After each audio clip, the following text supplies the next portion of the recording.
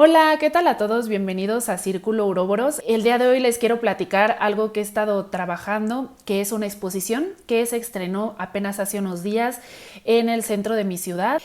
Este proyecto lo organicé junto con Juan, que es una persona muy interesante que se dedica a la gestión cultural, a la promoción de la pintura, a que realmente la pintura tenga espacios y autores emergentes pues tengan lugares para exponer. Ya había hecho con él una exposición donde participé, esa fue colectiva, una exposición colectiva donde participé con algunas pinturas, incluso participé en la inauguración ahí cantando porque bueno, me animé a cantar.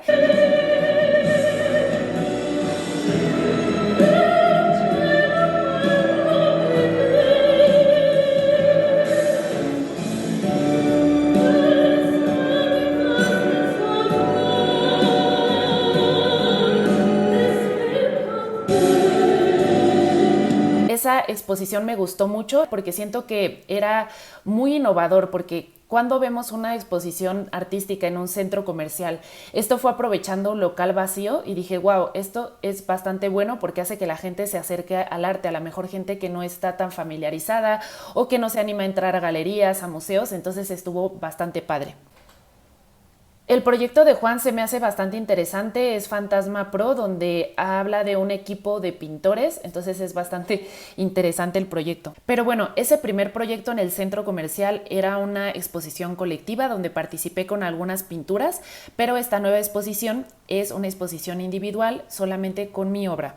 Es una exposición que se realizó en una cafetería que también tiene espacio de restaurante, está algo grande el lugar, tiene varios diferentes locales y estuve buscando justamente de qué temática, qué concepto quería que tuviera la exposición. Me inspiró mucho en el simbolismo, en el surrealismo, pero también me inspiró en el arte vitalista. Me gusta mucho que mis pinturas tengan mucha naturaleza, que tengan como muchas ramas, o ya sea por ejemplo percebes. Me gusta poner mucho en mis pinturas percebes, que son una especie de crustáceos que se pegan por ejemplo en los caparazones de las tortugas o se pegan en las ballenas, un poco para hacer alusión al paso del tiempo bajo el agua, porque en mi exposición trabajé mucho con el concepto de lo femenino. A mí me gusta mucho trabajar con el concepto de lo femenino, y el símbolo de lo femenino tiene un lado muy misterioso. Por ejemplo, se decía que el inicio del cosmos era una especie de matriz enorme antes de que el cosmos como tal se organizara. Existía como un espacio como del ensueño, como un espacio parecido al sueño, donde las cosas están entre el sentido y el sinsentido. Y siento que ese espacio un tanto más primigenio vamos justamente cuando estamos soñando. Entonces veo a la oscuridad, a la noche, como una especie de puerta que nos lleva a ese mundo. Había justamente en las tradiciones esotéricas una concepción bien interesante de lo femenino y lo masculino, mientras que lo masculino era la fuerza activa, como el sol que proyecta sus rayos hacia el espacio. Lo femenino es la luna, que es la que justamente recibe, es como una especie de cáliz, ¿no? El cáliz tiene mucho que ver con lo femenino. El agua, ¿no? Porque el agua también forma como esa especie de cáliz donde se gestan, ¿no?, las formas, pero también la oscuridad se refiere también a lo femenino, porque la oscuridad es lo que sostiene la luz, ¿no? O sea, la luz se proyecta, ¿no?, en el espacio de la oscuridad, y la oscuridad es el lado pasivo, es el lado receptivo, y la luz es el lado activo, el lado masculino. Entonces, por eso la luna tiene tanta relación con lo femenino, la oscuridad, las aguas. Entonces en todo esto yo me inspiro para hacer mis cuadros. Por eso me encanta ponerles elementos acuáticos como caracoles, como cangrejos. En una puse por ejemplo un cangrejo. Me gustan mucho también las burbujas, todo aquello que haga alusión o efecto de estar bajo el agua.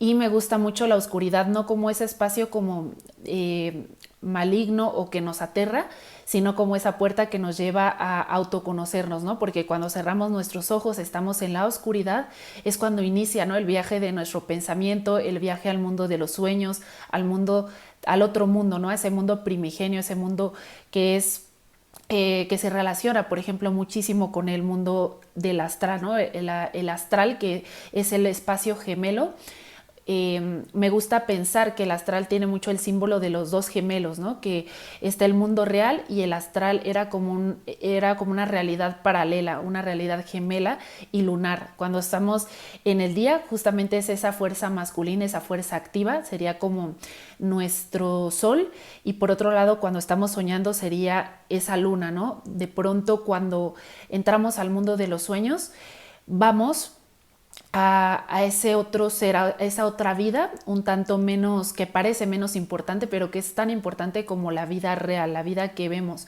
Porque sin el sueño nuestra mente no se regeneraría, no se recuperaría. Y ese espacio del sueño es como el espacio de la oscuridad. Entonces a eso me refiero más bien con oscuridad, y no tanto a la oscuridad entendida como maldad o ignorancia, sino con la oscuridad entendida como ese espacio que es la madre, ¿no? La matriz.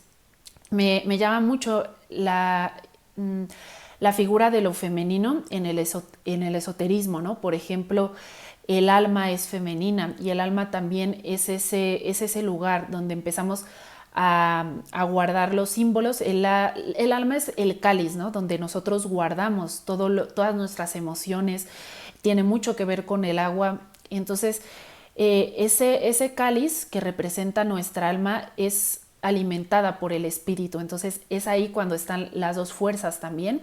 Entonces juego mucho con ese espacio acuático que representa también nuestra parte emocional, la parte de nuestra psique que es mucho más sensible. Entonces justamente de eso trataba la exposición, y también como la oscuridad como el patio de juegos de la conciencia, ¿no? Cuando estamos en los sueños, de pronto aparecen aquellas cosas que deseamos, aquellas cosas que tememos. Entonces es un patio de juegos también, estar inmersos en nosotros mismos y con la introspección, con la vuelta hacia el yo, la vuelta hacia lo más íntimo del ser. También tenía mucho que ver con el signo de Cáncer en astrología. Me encantan los simbolismos y los arquetipos de los signos del zodiaco, los 12 signos del zodiaco, y me inspiré mucho en el signo de Cáncer, que justamente representa lo lunar, lo acuático, el ir a las profundidades de la conciencia y la sensibilidad. Por eso tenía tantos personajes llorando, porque ese llorar también es una especie de liberarnos, ¿no? De esa parte emocional, y la lágrima también es esa parte acuática de nuestras emociones, de nuestra psique, porque antiguamente el agua era el arquetipo de la psique más profunda y que está llena de emocionalidad y a veces emociones de las cuales nos cuesta mucho, de emociones con las cuales nos cuesta mucho trabajo convivir, incluso poner en palabras, porque es el misterio del agua, lo que hay abajo, lo que no llegamos a ver y capturar por completo. Y las lágrimas, para mí, más que la tristeza, representan justamente la conexión con nuestras emociones íntimas, y también puede haber lágrimas de felicidad, como en el caso de una pintura que se llama Albedo, que es un personaje que está llorando en el agua, igual tiene como una perla encima y tiene los rayos de luz porque llega el alba. Por eso se llama Albedo, porque es el momento en el que empieza a surgir el alba de la mente, ¿no? El alba se relaciona con el amanecer, y el amanecer con la caída de todas las ilusiones, con la caída y la contemplación del panorama verdadero, con lo que está más allá de las ilusiones mismas y que nos lleva a la verdad. Entonces justamente esta pintura trata de eso, y no tanto como el sufrimiento por el sufrimiento. Entonces a mí me gusta mucho, en especial en el arte, un contraste entre lo oscuro, entre lo trágico. Me encanta la tragedia en el arte.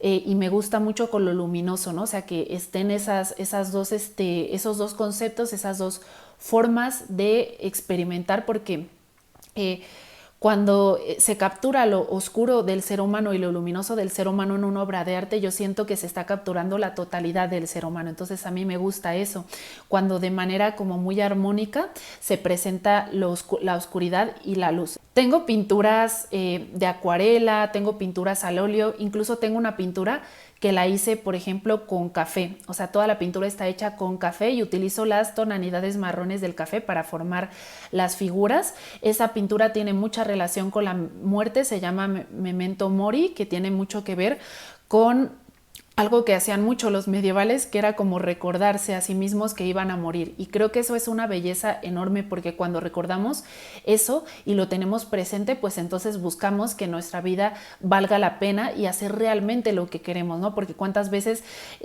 decimos, dejo para después lo que quiero hacer, dejo después lo que me pide mi alma, pero no nos estamos conscientes de que tenemos poco tiempo aquí en la tierra. Entonces siempre el memento mori era como un llamado a la virtud, era un llamado a la valentía, era un llamado a seguir tu verdad y a seguir la verdad del espíritu. Entonces tiene mucho que ver con eso.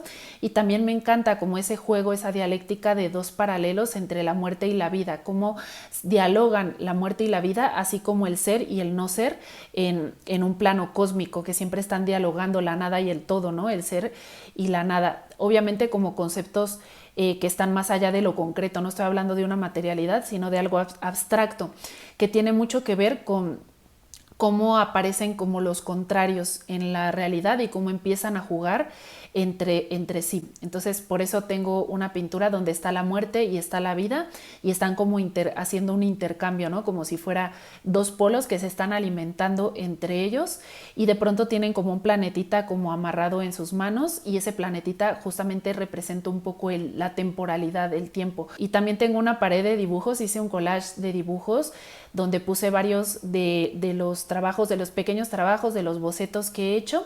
También hay muchos de mis símbolos, ya que yo antes de conocer de filosofía, antes cuando iba por ejemplo en secundaria y prepa y todavía no sabía todas estas cosas, yo estaba muy como, me encantaba estas cuestiones de conceptos, de lo sagrado, de todo esto, y yo plasmaba en símbolos ideas que sentía que con palabras no podía poner.